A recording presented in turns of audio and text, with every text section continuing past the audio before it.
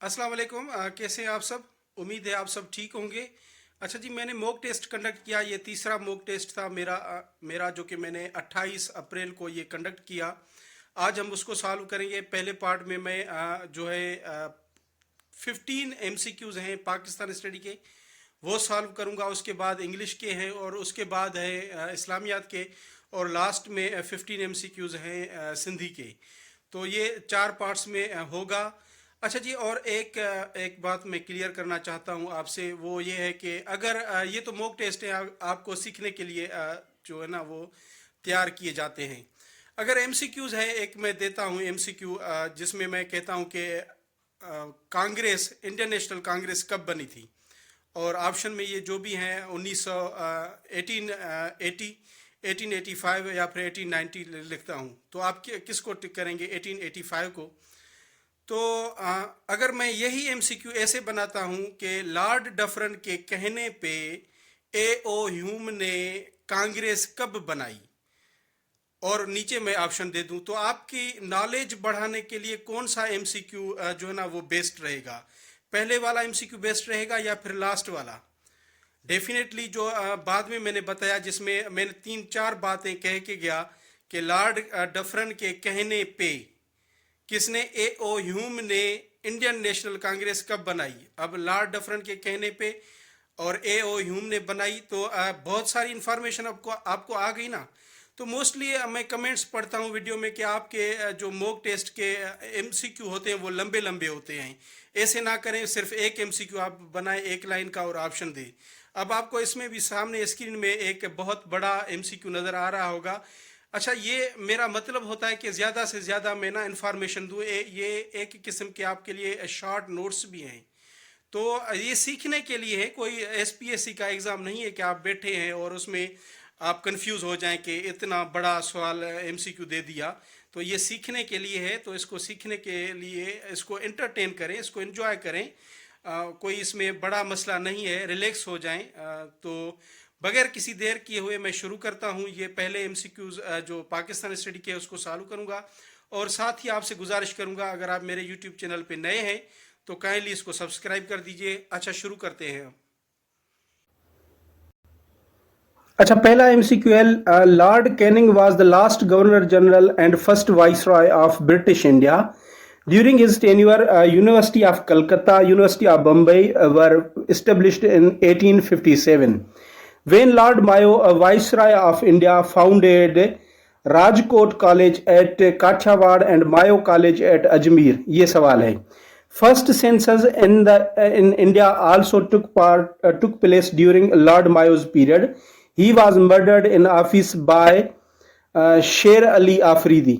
अच्छा, ये देखें, लॉर्ड कनिंग जो था वाइसरॉय था, ये लास्ट गवर्नर भी था इंडिया का, और जो ना first viceroy of British India थे। ठीक है, इसके बाद पहले इनके पास जो पोस्ट होती थी वो गवर्नर जनरल की थी, फिर उसने उसको रिप्लेस किया था वाइसरॉय से। तो ये बंदा था जो लास्ट बना और पहला भी बना। ठीक है, उसके बाद इसके टेन्योर में इसने 1857 में 2 यूनिवर्सिटीज़ जो कि मेन है, एक बम्बई में बनाई, यूनिवर्सिटी ऑफ बम्बई, और कलकत्ता, यूनिवर्सिटी ऑफ कलकत्ता। और इसी ने ये जो कॉलेजेस हैं, बहुत मशहूर कॉलेजेस हैं, Rajkot college at Kathiawar and Mayo college. ये अक्सर कभी कभी MCQ आ जाता है कि Mayo college at Ajmer was established during which period of viceroy. तो इसको नोट कर लीजिए। और इसी लॉर्ड मायो के पीरियड में ही इंडिया में पहला सेंसस हुआ था। ठीक है, ये नोट कर लें। और इसको ऑफिस में ही शेर अली आफरीदी नामी कोई अफगानिस्तान का कोई एक पठान था जिसने इसको कत्ल किया था। तो इसका जो करेक्ट ऑप्शन है, ये कॉलेजेस इसने 1857 में बनाई थी। ऑप्शन सी यहाँ पे सही है। उसके बाद क्वेश्चन नंबर दूसरा है, नवाब मोहसिन अल मुल्क was the first secretary of all India Muslim league and the second was Hussain Bilgrami. London branch of Muslim League was founded by Sayyid Amir Ali in 1908, which book is written by Justice Sayyid Amir Ali। पहले तो नवाब मोहसिन मुल्क जो थे वो all India Muslim league के पहले secretary थे, और दूसरे secretary all India Muslim league के थे हुसैन बिलग्रामी। जो लंदन में मुस्लिम लीग की ब्रांच बनाई थी वो सैयद अमीर अली ने बनाई थी 1908 में, ये नोट कर लें। और उसने कौन से बुक्स या फिर बुक लिखे हैं, नीचे वाले जो ऑप्शन है। तो पहला है स्पिरिट ऑफ इस्लाम, दूसरा है अ रोड टुवर्ड्स पाकिस्तान, तीसरा हिस्ट्री ऑफ सरासिन, डी है बोथ ए एंड सी। तो ऑप्शन डी यहाँ पे सही है, ये हिस्ट्री ऑफ सरासिन भी इसके लिखा हुआ है, दी स्पिरिट ऑफ इस्लाम भी इसका लिखा हुआ है। अच्छा, ये सरासिन कहते हैं मुस्लिम्स को, यानी कि हिस्ट्री ऑफ मुस्लिम्स। उसके बाद तीसरे नंबर पे जो एमसीक्यू है, reforms of 1909 are called Minto Morley reforms. Minto was viceroy and Morley was secretary of state for India. The Indian Council Act of 1919 is called Montagu Chelmsford Reforms.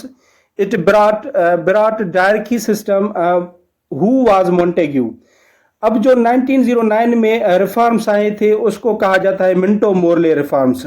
अब कई बार जो है ना एमसीक्यू आ चुका है डिफरेंट एग्जाम्स में, इसमें पूछे जाते हैं, कभी पूछते हैं मिंटो कौन था, कभी पूछते हैं मोरले कौन था।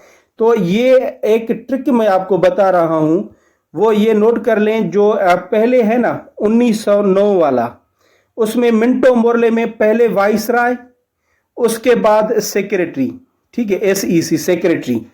और जो 1909 में था उसमें उल्टा है, यानी कि पहले सेक्रेटरी आता है नाम में, उसके बाद वाइसराय। ये आप जो ना नोट कर लें। उसमें 1909 वाले में पहले सेक्रेटरी वाइसराय, फिर सेक्रेटरी, उसमें पहले सेक्रेटरी फिर वाइसराय। तो अब हम इसको देखते हैं, अब हम इसको देखते हैं। तो पहले में कौन सा बनेगा, अब आप खुद अंदाजा लगाएं। तो उसमें उल्टा है, यानी कि जो मोंटेग्यू है वो बन जाएगा सेक्रेटरी, और केमिसफोर्ड जो बन जाएगा वाइसरॉय। तो यहाँ पे बी ऑप्शन जो है वो सही होगा।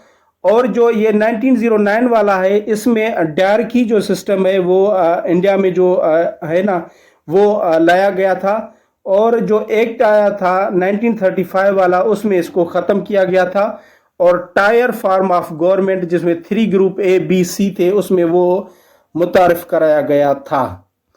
अब आते हैं क्वेश्चन नंबर 4 पे। Rowlatt act which passed on March 1999 and enforced on 21st होना चाहिए, ये 21st March 1919 was an extrajudicial act.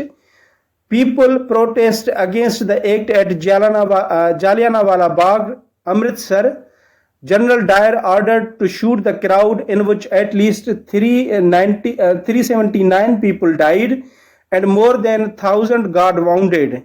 For this massacre, the first Asian Nobel laureate Rabindranath Tagore renounced his title of Sir, who resigned from Imperial Legislative Council due to Rowlatt Act. अब ये रौलत act था क्या, जो इसके पीछे इतनी सारी जो ना वो अफरा तफरी हो गई थी। तो रौलत एक्ट ये ऐसी थी, जो भी ये फ्रीडम वाले हैं ना, जो बंदे आज़ादी वगैरह या फिर ब्रिटिश गवर्नमेंट के खिलाफ बातें करते हैं, किसी ना किसी तरह उनको अरेस्ट करें और जेलों में डालें, ये था।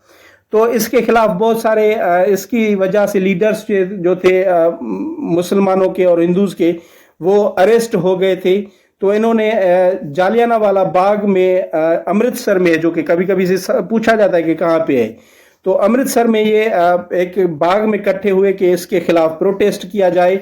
वहाँ पे एक जनरल है ब्रिटिश का, जनरल डायर, ये भी नाम नोट कर लें। उसने ऑर्डर किया कि आपने इन पे ओपन जो है ना वो सीधी गोलियां इन पे बरसाएं। उसमें इतने सारे लोग मर गए, ये इतने वाउंड हो गए।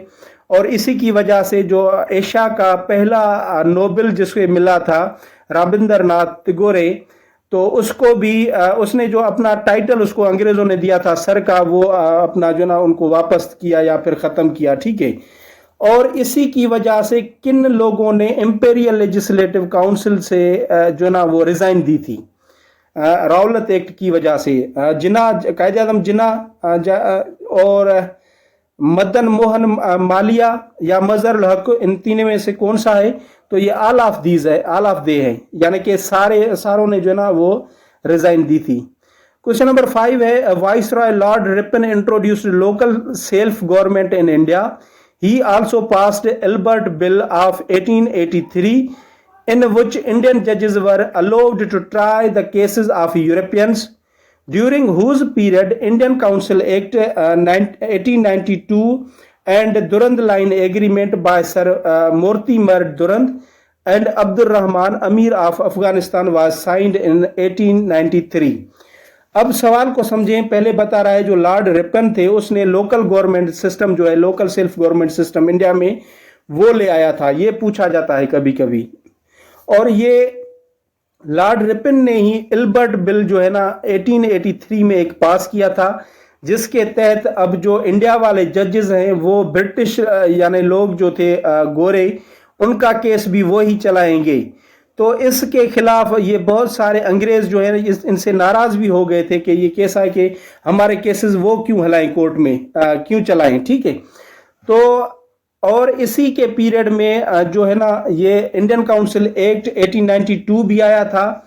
और अच्छा सवाल है कि किसके पीरियड में इंडियन काउंसिल एक्ट 1892 और दुरंद लाइन एग्रीमेंट जिसको साइन किया था सर मोर्तिमर दुरंद और अब्दुल रहमान अमीर ऑफ अफगानिस्तान, ये भी कभी कभी नाम आ जाता है अब्दुल रहमान का। तो 1893 में इन्होंने साइन किया था, तब उस वक्त का वाइसराय कौन था, ये सवाल है किसके पीरियड में ये हुए थे। तो इसमें जो ऑप्शन नंबर है सी वो यहाँ पे सही है, वाइसराय लेंसडाउन है, लेंसडाउन, ठीक है, जिसके नाम से सक्खर में लेंसडाउन ब्रिज भी है वो।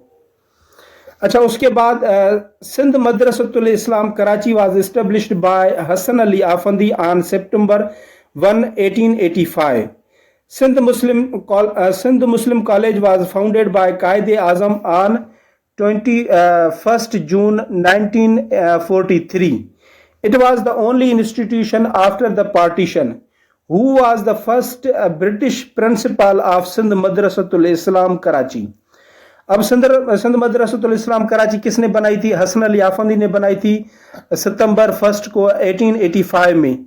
और सिंध मुस्लिम कॉलेज को फाउंड किया कायद आजम ने 21 जून 1943 में, ठीक है। और ये पार्टीशन के बाद पहला पाकिस्तान का इंस्टीट्यूशन था।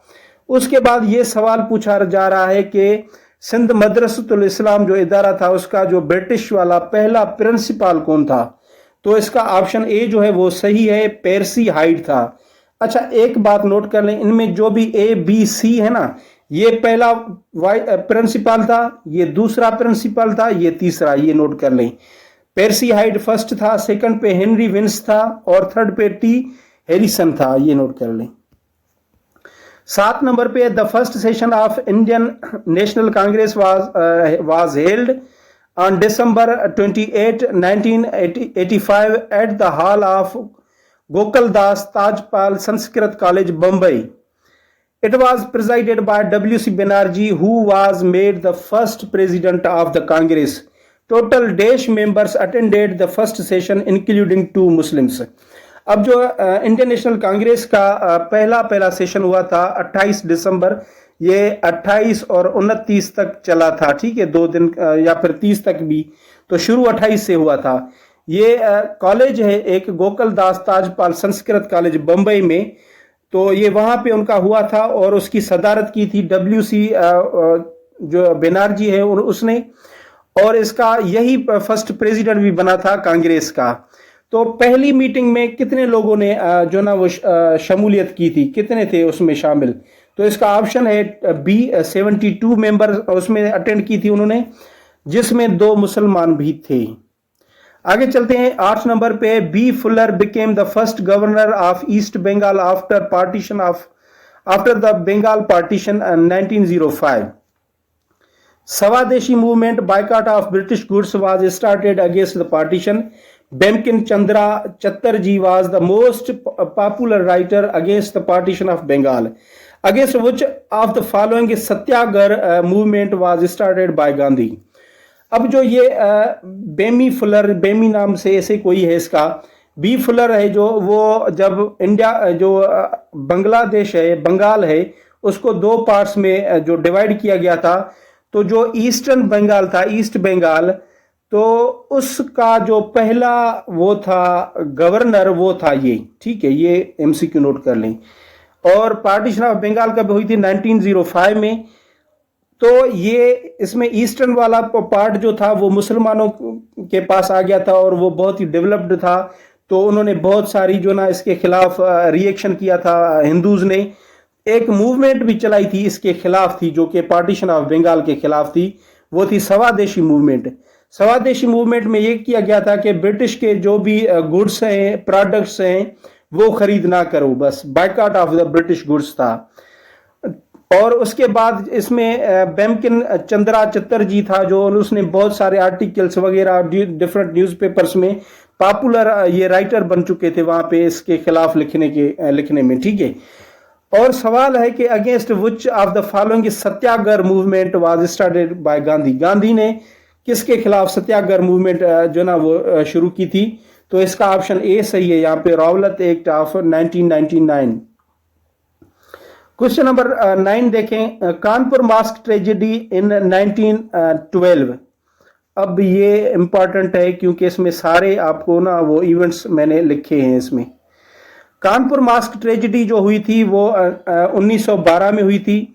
लखनऊ पैक्ट 1916 में हुआ था। मोपला रिवोल्ट 1921 में हुआ था। चोरी चोरा इंसिडेंट हुआ था 1922 में। और गांधी इरविन पैक्ट हुआ था 1931 में। आफ्टर दी फर्स्ट आरटीसी, पहली राउंड टेबल कॉन्फ्रेंस के बाद हुआ था ये गांधी इरविन पैक्ट। ये भी नोट कर लें, कभी कभी में भी आ जाए कि पहली या दूसरी या तीसरी के बाद हुआ था, क्योंकि पहली में जो ना कांग्रेस एब्सेंट थी, तो अंग्रेजों ने किया कि उन्होंने सिविल डिसओबीडियंस मूवमेंट भी शुरू कर दी थी।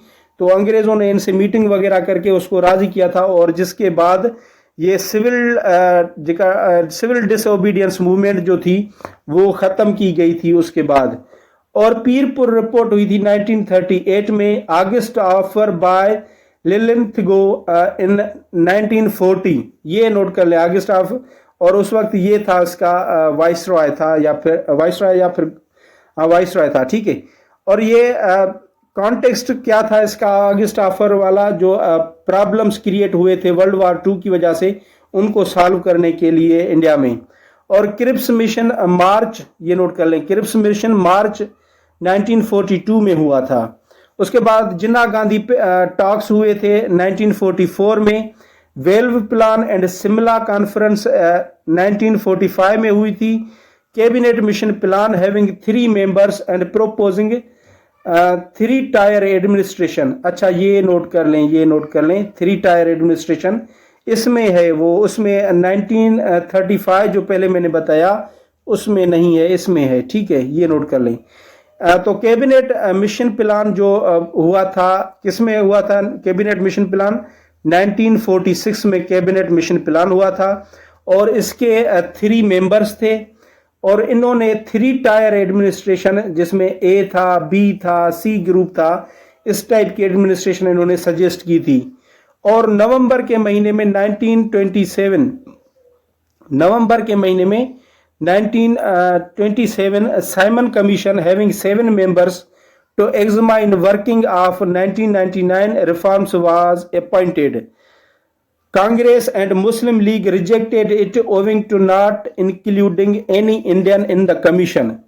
When Simon Commission reached in India, अब ये आप पहले समझ लें इसको कि जो साइमन कमीशन है वो जो है अपॉइंट हुई थी नवंबर में 1927 में, और उसके 7 मेंबर थे। उसका काम किया था ये 1927, नोट कर लें, 1919 में ये रिफॉर्म्स इन्होंने ले आए थे इंडिया में। इसको कहा कि आप जाएं इंडिया, वहां से भेजा, यूके से यहाँ पे भेजा, और इन रिफॉर्म्स की आप ना वो तस्दीक करें कि कितना उन पे काम हुआ है। तो इसमें 7 मेंबर थे इसके, और 7 में कोई भी, सारे 7 ही अंग्रेज थे, कोई भी इंडिया का शामिल नहीं था। इसलिए मुस्लिम लीग ने भी इसको रिजेक्ट किया और कांग्रेस ने भी इसको रिजेक्ट किया, क्योंकि इसमें कोई मेंबर नहीं था। When Simon commission reached in India, India में ये कब पहुंची थी? तो इसका ऑप्शन बी है। अब ये इतनी सारी तफसील देने का मेरा मतलब ये था कि आपको बात जो है ना वो समझ होनी चाहिए, क्योंकि अब आपने पाकिस्तान स्टडी वाला पेपर देखा होगा जो लेक्चरर का हुआ, एसपीएससी ने कंडक्ट किया, तो कैसे वो कॉन्सेप्चुअल सवाल बना रहे थे। तो कॉन्सेप्चुअल सवाल बनाने के लिए आपको ये गेम्स जो है ना वो समझनी चाहिए।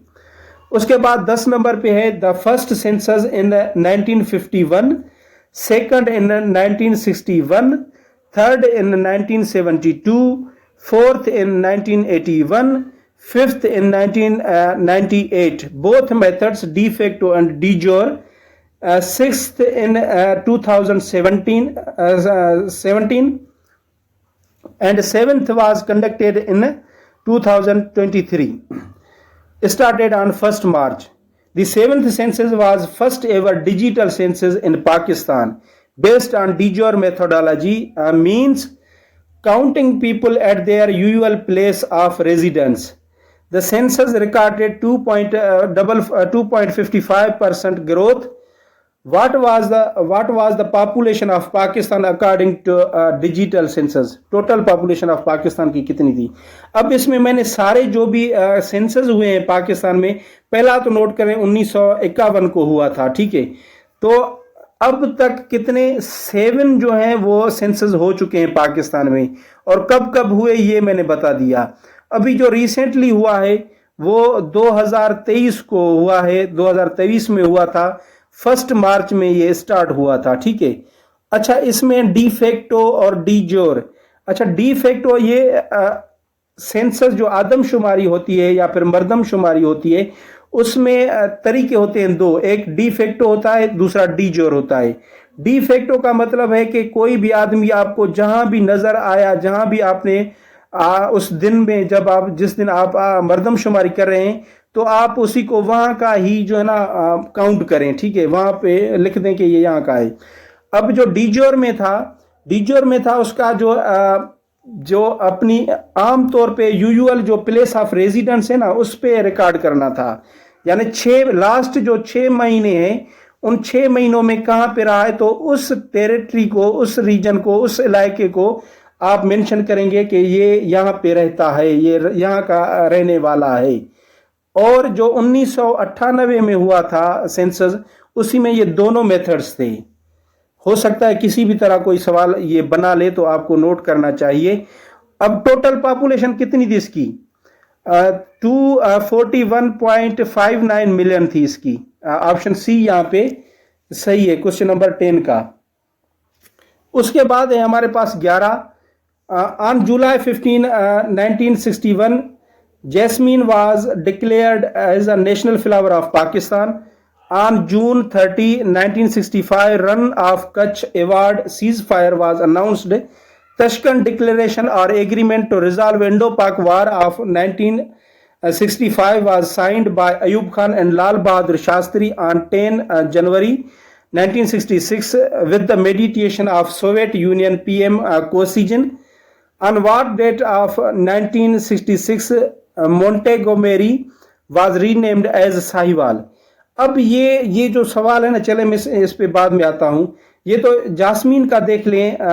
जैस्मीन जो है वो इस तारीख को जो है ना वो पाकिस्तान का नेशनल फ्लावर डिक्लेयर हुआ था, और ये जब 1965 में वार लगी थी इंडिया और पाकिस्तान में, फिर ये रन ऑफ कच्छ अवार्ड यानी कि वहाँ पे सीज फायर का एग्रीमेंट हुआ था, तो ये 30 जून 1965 को हुआ था, ठीक है। उसके बाद तशकंद डिक्लेरेशन है जो, या फिर एग्रीमेंट जिसे भी लिखा जाता है, वो भी इंडो पाक वार जो 1965 में हुई थी उसको सॉल्व करने के लिए बनाया गया था, साइन किया गया था अयूब खान और लाल बहादुर शास्त्री के बीच में 10 जनवरी 1966 को। और इसमें किसने हेल्प की थी इसको? ये सोवियत यूनियन का जो प्राइम मिनिस्टर था कोसिजिन ने उसकी हेल्प से ये जो ना सुलह हुई थी। तो सवाल ये है कि मोंटेगोमेरी जो है पहले उसका साहिवाल नाम बाद में रखा गया, किस डेट पे हुई थी? अब इसका जो जवाब है ना 1967 भी आपको मिलेगा और 1966 भी मिलेगा, ठीक है। मैंने 2-3 सोर्सेज पे ये आंसर देखा, 2-3 सोर्सेज पे ये आंसर देखा। अब अगर एमसीक्यू आ जाता है टेस्ट में तो आपका अल्लाह ही हामी है और अल्लाह ही आपकी मदद करेगा। लेकिन इसकी जो रेफरेंस है उसे सी ऑप्शन सही है। नवंबर 13, 1966 को ये जो ना रीनेम्ड हुआ था। किसी मैंने बुक में भी ये पढ़ा तो ये डेट लिखी हुई थी। उसके बाद क्वेश्चन नंबर 12 देखें, events of 1972 includes Pakistan left commonwealth January 30, second martial law was lifted April 21, labour day was celebrated for the first time on 1 May and dash was launched in the same year. अब 72 में जो पाकिस्तान में events हुए थे उसमें यह था कि पाकिस्तान ने कॉमनवेल्थ को छोड़ा था जनवरी 30 को, और सेकंड मार्शल लॉ जो लगी थी उसको 21 अप्रैल को वो जो ना वो ख़त्म हुई थी। 21 अप्रैल को सेकंड मार्शल लॉ ख़त्म हुई थी। और ये जो फर्स्ट लेबर डे है पाकिस्तान में जो कि 1 मई को मनाया जाता है, वो भी 1 मई को 1972 में ही पहली बार मनाया गया। और ये पूछा जा रहा है कि इसी साल में 1972 में नीचे दिए गए में से कौन सा लॉन्च किया गया था। तो कराची न्यूक्लियर पावर प्लांट था, पाकिस्तान स्टील मिल्स था, या ऑपरेशन मिडनाइट जेकिल था। तो इसका ऑप्शन ए सही है। अच्छा, ये क्या है ऑपरेशन मिडनाइट जेकिल, क्या है ये कमेंट में मुझे जरूर बताइएगा।